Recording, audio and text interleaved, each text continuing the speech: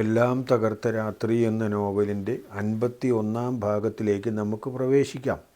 എല്ലാവരും മുഴുവനായും കേൾക്കാൻ ശ്രമിക്കണം കേട്ടോ. ഇഷ്ടമായെങ്കിൽ സബ്സ്ക്രൈബ് ചെയ്ത് ബെല്ലൈക്കണും കൂടി ആക്ടിവേറ്റ് ചെയ്തേക്കണം. ദിവസവും മുടക്കമില്ലാതെ നമുക്ക് കഥയുടെ ഓരോരോ ഭാഗങ്ങൾ കേൾക്കാമല്ലോ. എല്ലാവർക്കും നല്ല ഒരു ദിവസം പ്രാർത്ഥനാപൂർവം ആശംസിക്കുന്നു. വക്കച്ചൻ ചേട്ടൻ്റെ മക്കൾ വിദേശത്തു നിന്നും വരുന്ന വിവരം ദീനാമ്മ ചേടത്തി കിച്ചുവിനോട് പറഞ്ഞത് ഞായറാഴ്ച കുർബാന കഴിഞ്ഞിറങ്ങിയപ്പോഴാണ്. പള്ളിയിൽ നിന്നും പുറത്തേക്കുള്ള സ്റ്റെപ്പുകൾ ഇറങ്ങാൻ വിഷമിക്കുന്ന ദീനാമ്മ ചേടത്തിയെ കൈപിടിച്ച് പുറത്തേക്കിറക്കുന്നതിനിടയിൽ ചേടത്തി അവൻ്റെ ചെവിയിൽ പറഞ്ഞു, ശനിയാഴ്ച നിനക്ക് സമയം കാണുമോ വീട് വരെ ഒന്ന് വരാൻ? പിള്ളേരെല്ലാം വരുമ്പോഴേക്കും ഒരിച്ചിരി സമയത്തേക്ക് എൻ്റെ കൂടെ ഒരു സഹായത്തിന്. അതിന് അമ്മച്ചിയുടെ വീട്ടിൽ ഇഷ്ടംപോലെ ആളുകൾ വരികയല്ലേ. അവരെല്ലാം സഹായിക്കുന്നവർ തന്നെയാണല്ലോ. പിന്നെ ആ കൂടെ ഞാനും വേണോ? വേണമെന്ന് പറഞ്ഞാൽ ഞാൻ വരും. അതൊന്നും പറഞ്ഞിട്ട് കാര്യമില്ല.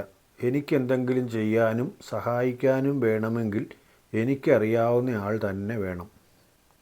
മക്കളാണേലും കൊച്ചുമക്കളാണേലും വല്ലപ്പോഴും കാണുന്നവരോട് അത്രയൊക്കെ അടുപ്പമുണ്ടാകുകയുള്ളൂ. ശനിയാഴ്ച എനിക്ക് ക്ലാസ് ഇല്ല. അച്ഛൻ എന്തെങ്കിലും കാര്യങ്ങൾ ചെയ്യാൻ പറഞ്ഞെങ്കിലോ? അങ്ങനെയൊന്നുമില്ലെങ്കിൽ ഞാൻ തീർച്ചയായും അങ്ങോട്ട് വന്നേക്കാം. അത്രയും പറഞ്ഞിട്ട് ചേടത്തി പോയി. പാവം വളരെ സന്തോഷത്തിലാണ്. എന്നാ പരിഭവമൊക്കെ പറയുമെന്ന് പറഞ്ഞാലും മക്കളും കൊച്ചുമക്കളും എല്ലാവരും വരുന്നത് ഏതമ്മച്ചിക്കാണ് ഇഷ്ടപ്പെടാത്തത്? മാത്രമാണോ, അവർ തനിയെയല്ലേ ഇവിടെ ജീവിതം. ഉറങ്ങിക്കിടക്കുന്ന ആ വീട് ഒന്നുണർന്നു കിട്ടുന്നത് വല്ലപ്പോഴും കൊച്ചുപിള്ളേർ വരുമ്പോഴല്ലേ. ആ സന്തോഷം അനുഭവിക്കാൻ ആഗ്രഹിക്കാത്ത മാതാപിതാക്കൾ ആരും ഉണ്ടാകുമെന്ന് തോന്നുന്നില്ല. ശനിയാഴ്ചത്തേക്ക് അച്ഛൻ പ്രത്യേകം ഒരു കാര്യവും കിച്ചുവിനെ പറഞ്ഞ് ഏൽപ്പിച്ചിരുന്നില്ല. അതുകൊണ്ട് ശനിയാഴ്ച രാവിലെ കുർബാന കഴിഞ്ഞ് കാപ്പികുടിയും കഴിഞ്ഞപ്പോൾ കിച്ചു അച്ഛനോട് ഇക്കാര്യം പറഞ്ഞു. നീ ഇപ്പോൾ അവിടെ ചെന്നിട്ട് എന്നാ ചെയ്യാനാടാ? അത് വല്ലതും പറഞ്ഞോ? ഏതായാലും പറഞ്ഞതല്ലേ. ചേടത്തിക്ക് നിന്നെ വലിയ ഇഷ്ടമാണ്. വരുന്നവരോടധികം ഇടപഴകാനൊന്നും നിൽക്കണ്ട. ഇനി അഥവാ അവർ എന്തെങ്കിലും നിനക്ക് ഇഷ്ടപ്പെടാത്തത് പറഞ്ഞാലും കേട്ടില്ലെന്ന് വെച്ച് തിരിച്ചു പോരെ. നമുക്കതൊക്കെ ദൈവത്തിന് സമർപ്പിക്കാം. അച്ഛൻ അങ്ങനെ പറഞ്ഞത് എന്തുകൊണ്ടാണ് എന്ന് കിച്ചുവിന് മനസ്സിലായില്ല. എന്നാലും ഒരു സാധ്യത കണക്കാക്കി പറഞ്ഞു എന്ന് മാത്രമേ ഉണ്ടാകൂ എന്നവൻ സമാധാനിച്ചു. അങ്ങനെ വരാനുള്ള വല്ല സാധ്യതയും ഉണ്ടായിട്ട് പറഞ്ഞതാണോ അതോ വെറുതെ ഒരു കരുതലിനായി പറഞ്ഞതോ? വിദേശ നാടുകളിൽ നിന്ന് വരുന്നവർക്ക് ചിലർക്കൊക്കെ വല്ലാത്ത തലക്കനമായിരിക്കും. അങ്ങനെയുള്ള പലരെയും ഞാൻ ഇതിനു മുമ്പ് കണ്ടിട്ടുണ്ട്.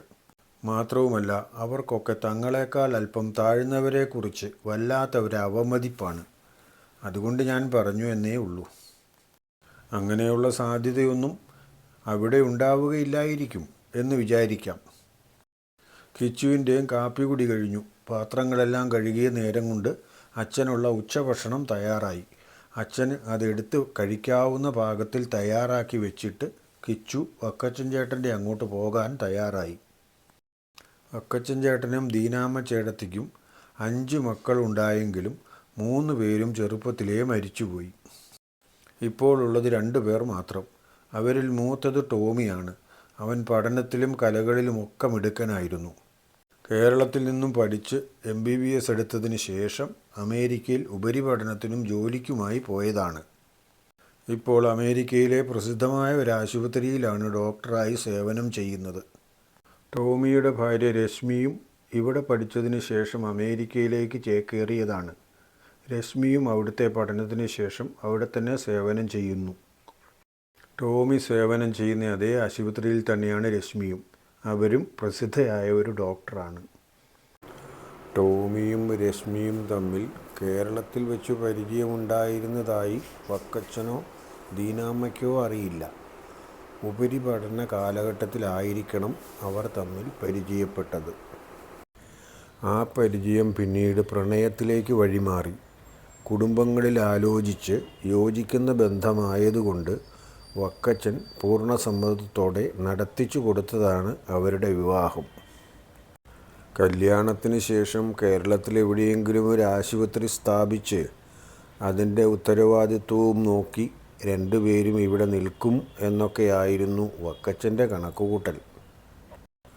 പക്ഷേ അവരുടെ താല്പര്യം അവർക്ക് അമേരിക്കയിൽ ഇപ്പോഴുള്ള സൗകര്യത്തിൽ ജീവിക്കണം എന്നായിരുന്നു. അതുകൊണ്ട് അവർ തീരുമാനമെടുത്തു. വക്കച്ചൻ്റെ നിർബന്ധം വിലപ്പോയില്ല. ആങ്ങളയുടെ പാത പിന്തുടർന്ന് മെഡിക്കൽ വിദ്യാഭ്യാസത്തിലേക്ക് പോയതാണ് പെങ്ങളും. അവളുടെ പേര് സോഫി. MBBS മുതൽ പഠിച്ചത് ചെന്നൈയിലാണ്. അമേരിക്കൻ വംശജനായ ഒരാളെ അവിടെ നിന്ന് തന്നെ പരിചയപ്പെട്ടു. അയാളുടെ സ്വാധീനത്തിൽ ഉപരിപഠനത്തിന് അമേരിക്കയ്ക്ക് പോയി. അവിടെ ഉപരിപഠനവും ജോലിയുമായി താമസിക്കുകയാണ് ചെയ്തത്. അവരുടെ വിവാഹം ആലോചിച്ചത് ടോമിയാണ്. അതിനുവേണ്ടി കാര്യങ്ങളെല്ലാം അമേരിക്കയിൽ ചെയ്തതും ടോമി തന്നെ. നാട്ടിൽ ബന്ധുക്കൾക്കെല്ലാം വേണ്ടി ഒരു റിസപ്ഷൻ നടത്തി, അത്രമാത്രം. അതിനുശേഷം 2 വർഷം കഴിഞ്ഞ് അവരിവിടെ വന്നപ്പോഴാണ് ബന്ധുക്കളെല്ലാം വരനെ ശരിക്കും കണ്ടത്. വരൻ്റെ വീട്ടുകാരും ഇവിടെ ഇല്ലല്ലോ. സോഫിയുടെ ഭർത്താവിൻ്റെ പേര് ജോജോ എന്നാണ്. 2 മക്കൾക്കും കൂടി ആകെ 4 കൊച്ചുമക്കളുണ്ട്. അതിൽ ടോമിയുടെ മകൾ ഇപ്പോൾ ഇവിടുത്തെ ഡിഗ്രിക്ക് സമാനമായ ഒരു കോഴ്സാണ് അമേരിക്കയിൽ പഠിക്കുന്നത്. ഗവേഷണത്തിന് പ്രാധാന്യമുള്ള ഒരു കോഴ്സാണ് വെർജീനിയ യൂണിവേഴ്സിറ്റിയിൽ അവൾ ചെയ്യുന്നത്. കഴിഞ്ഞ പ്രാവശ്യം വന്നപ്പോൾ അവൾ വന്നിട്ടില്ലായിരുന്നു. അവളുടെ പേര് നീന എന്നാണ്.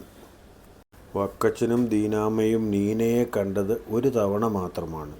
അത് മക്കളുടെ നിർബന്ധത്തിന് വഴങ്ങി അമേരിക്കയിൽ പോയപ്പോഴായിരുന്നു. 6 മാസം വരെ താമസിക്കാവുന്ന വിസയിലാണ് പോയതെങ്കിലും അവിടെ ചെന്നപ്പോൾ മുതൽ തന്നെ ദീനാമ്മയ്ക്കൊരുതരം വീർപ്പുമുട്ടലായിരുന്നു. അവിടം താമസിക്കാൻ കൊള്ളാത്തതുകൊണ്ടല്ല, നിലവിലുള്ള സാഹചര്യങ്ങളിൽ നിന്ന് പറിച്ചു നടുമ്പോൾ ആർക്കാണെങ്കിലും ഉണ്ടാകാവുന്ന തരം വിഷമം. അവിടങ്ങളിലെ പള്ളികളിൽ പോയിട്ട് പോലും ദീനാമ്മയ്ക്ക് ഇഷ്ടപ്പെട്ടില്ല. കേരളത്തിലാണെങ്കിൽ ഏറ്റവും അധികം സമാധാനവും സന്തോഷവും ലഭിക്കുന്ന സ്ഥലം പള്ളിയാണ്. അമേരിക്കയിലും പള്ളിയിൽ പോകാൻ നിർബന്ധിച്ച് ടോമിയെയും കൂട്ടി ഒരു ദിവസം പോയതാണ്. കെട്ടിപ്പിടിച്ചു കൊടുക്കുന്ന സമാധാനമൊന്നും ദീനാമ്മയ്ക്ക് തീരെ സൂചിച്ചില്ല. മാത്രമല്ല, തൻ്റെ കെട്ടിയവനെ കെട്ടിപ്പിടിച്ച് സമാധാനം കൊടുത്തത് ഒരു മദാമ്മയാണ്. അതിൽ പിന്നെ അവരവിടെ പള്ളിയിൽ പോയിട്ടുമില്ല.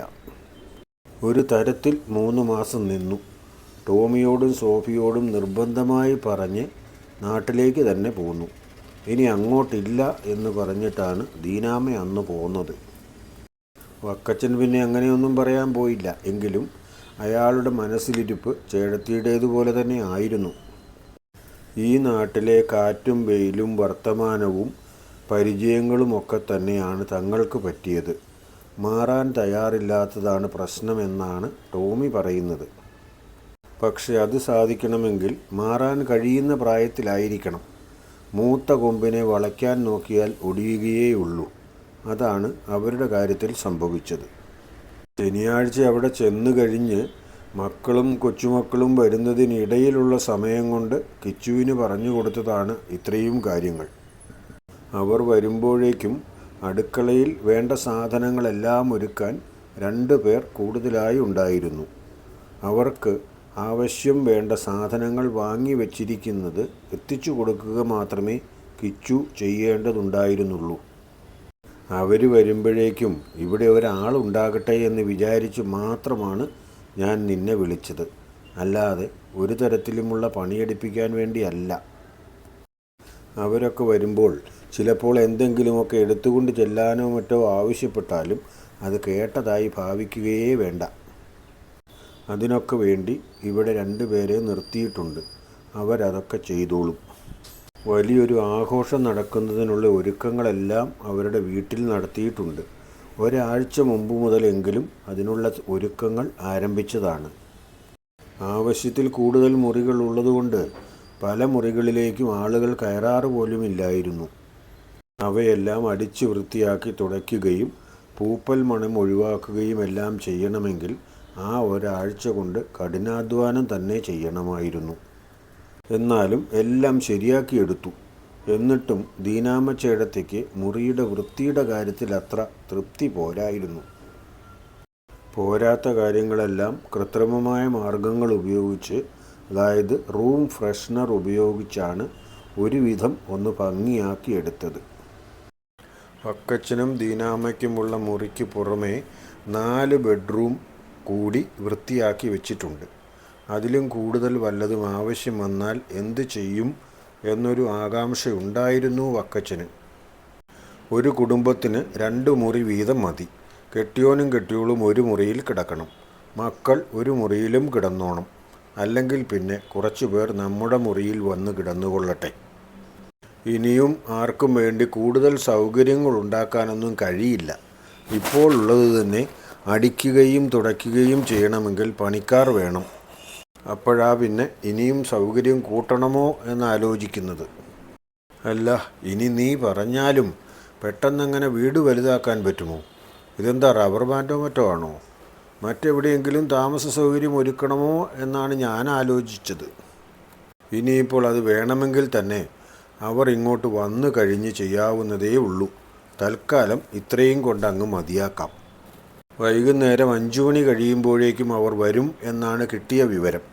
ഇപ്പോൾ 4:30 കഴിഞ്ഞു. അപ്പോഴേക്കും തന്നെ വേണ്ട ഒരുക്കങ്ങളെല്ലാം പൂർത്തിയാക്കി. എന്നിട്ട് സന്തോഷത്തിൽ മക്കളുടെയും കൊച്ചുമക്കളുടെയും വരവിനായി വക്കച്ചൻ ചേട്ടനും ദീനാമ്മയും റോഡിലേക്ക് നോക്കി ഇരിപ്പു തുടങ്ങി. സ്വന്തമായി ആരെങ്കിലും വരാനുണ്ടെങ്കിൽ ഇങ്ങനെ നോക്കിയിരിക്കുന്നതിൽ തന്നെ എന്തൊരു ആനന്ദമാണ്. അവർക്കു വേണ്ടി സൗകര്യങ്ങൾ ഒരുക്കുന്നതിൽ അതിലേറെ ആനന്ദം. തനിക്കതിന് യോഗമില്ലല്ലോ. കിച്ചു നെടുവീർപ്പിട്ടു. കഥ വായിക്കുകയും കേൾക്കുകയും ചെയ്യുമ്പോൾ നിങ്ങൾക്ക് എന്തെങ്കിലുമൊക്കെ അഭിപ്രായങ്ങൾ തോന്നാതിരിക്കില്ലല്ലോ. അത് താഴെ കമൻ്റായി രേഖപ്പെടുത്തണേ. ഇഷ്ടമായാൽ ലൈക്ക് ചെയ്യുകയും കൂട്ടുകാർക്കൊക്കെ ഒന്ന് ഷെയർ ചെയ്ത് കൊടുക്കുകയും ചെയ്യണം. സബ്സ്ക്രൈബ് ചെയ്താലും വളരെ നല്ലത്. അടുത്ത ഭാഗം നാളെ തന്നെ ഉച്ചതിരിഞ്ഞ് കൃത്യം 2:30 തന്നെ പോസ്റ്റ് ചെയ്യും.